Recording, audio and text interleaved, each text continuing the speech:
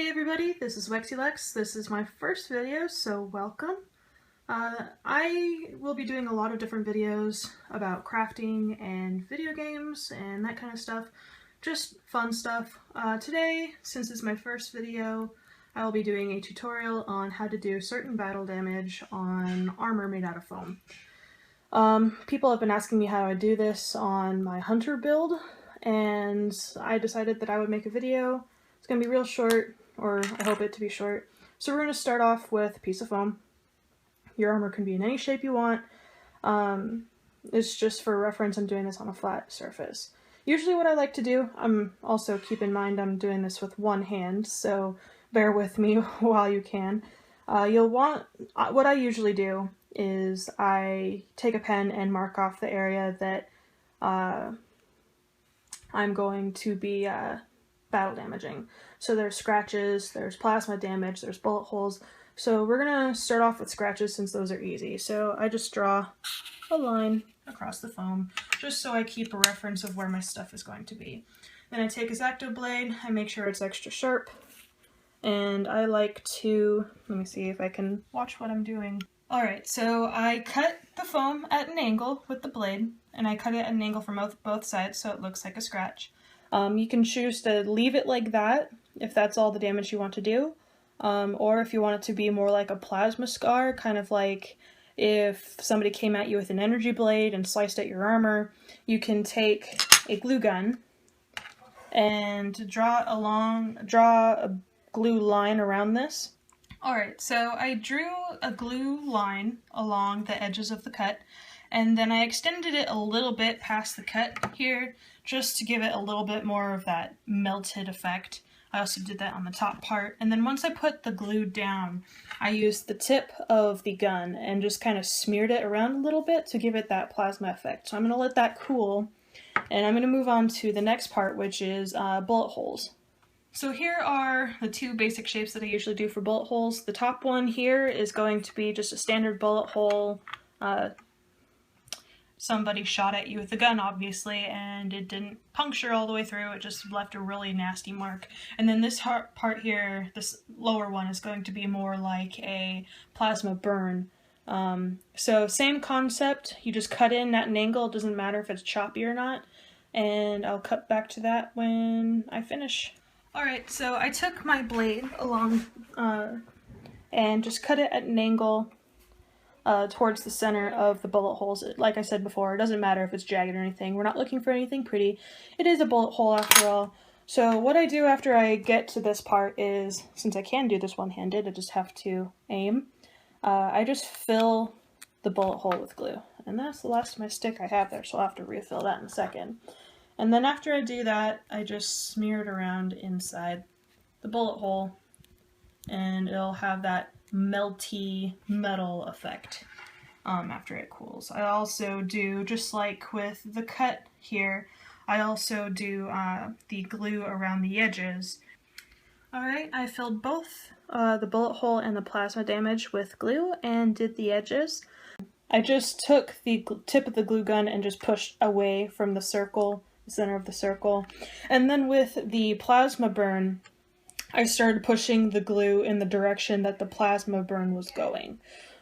So there will be more smearing going this way than there will be going this way.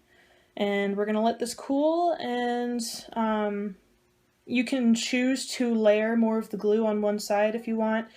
Sometimes if you want to excuse me, if you want to make it look like it was hit more on one side than the other, or if you're hit at an angle, you can always just layer the glue on top of the glue that you already have on a particular side. So if I wanted to, I'd be like, oh, well, it came from this direction, but it hit more right here. So I'm going to put more glue right here and then spread it this way, if that makes sense at all. But I'll cut to the painting stage after all this glues, after all this dries, and we'll be back in a moment. So here they are all painted up. I need to let them dry still, but in case you guys were wondering, this is just metallic aluminum, I think?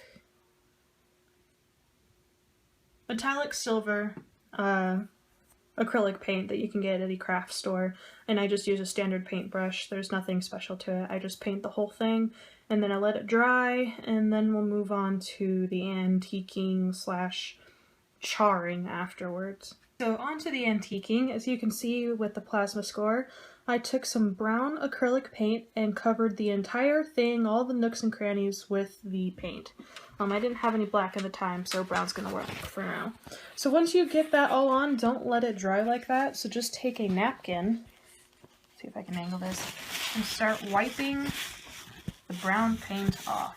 And when you do, it's gonna leave the brown paint down in the cracks, and it will make your silver pop. So I'm going to cut to that. Here it is. I just took a napkin right there and wiped off all the brown.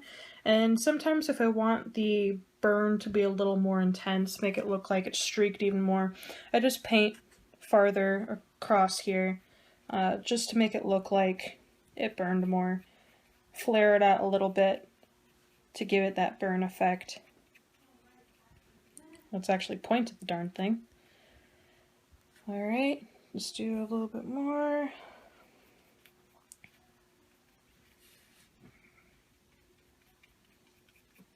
Flare, flare, flare, flare, flare. And then wipe it off the silver. This is really difficult one-handed. I'm holding a paintbrush in my teeth. Alright, good enough, but you get the gist of it. So, take a X-Acto blade. I draw the shapes normally. A X-Acto blade, cut at an angle to make it a groove and not just a flat line.